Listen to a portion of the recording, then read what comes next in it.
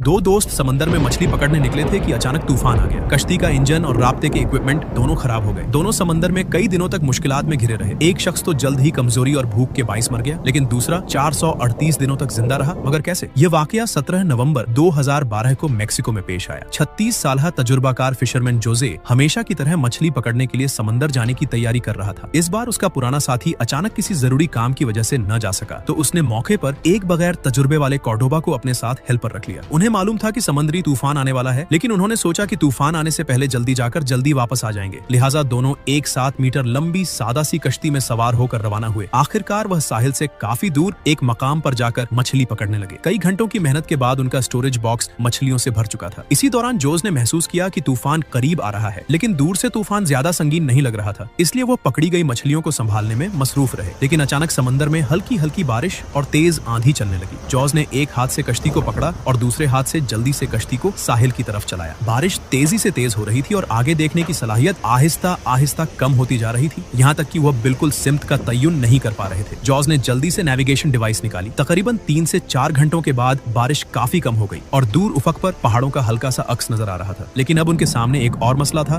बड़ी लहरों से कश्ती में पानी भर चुका था। अगर यह सिलसिला जारी रहता तो कश्ती समेत दोनों के डूबने का खतरा था। लिहाजा कश्ती का वजन कम करने के लिए उन्होंने सारी पकड़ी हुई फिशेज दोबारा समुद्र में फेंक दी। उस वक्त जान बचाना ज्यादा जरूरी था। फिर उन्होंने बाल्टियों की मदद से कश्ती से पानी निकालना शुरू किया। इस मशक्कत के बाद कश्ती तो बच गई, लेकिन बदकिस्मती से इंजन ने काम करना छोड़ दिया। जोस ने कई बार इंजन स्टार्ट करने की कोशिश की, लेकिन बेफायदा। जब मदद की कोई उम्मीद न रही तो उसने मदद के लिए वायरलेस के जरिए कोशिश की, लेकिन नेविगेशन डिवाइस पानी भरने से खराब हो चुकी थी। दोनों एक दूसरे को बेबसी से देख रहे थे। इसी वक्त दोबारा मूसलाधार बारिश शुरू हो गई। वो एक बार फिर बड़ी लहरों में सिमत का एहसास खो बैठे। कॉर्डोबा इस बेबसी के आलम से डरकर दोनों हाथों से कश्ती को मजबूती से पकड़कर साथ साथ अपनी सलामती के लिए दुआएं भी मांगता रहा। कुछ देर गुजरने के बाद जॉस ने दोबारा वायरलेस से राब्ता करने की कोशिश की, लेकिन बदकिस्मती से किस्मत ने यहाँ भी साथ नहीं दिया। ये वो लम्हा था जब जॉस आहिस्ता आहिस्ता घबराहट का शिकार होने लगा। अब वो दोनों बस कश्ती के साथ बहते चले जा रहे थे।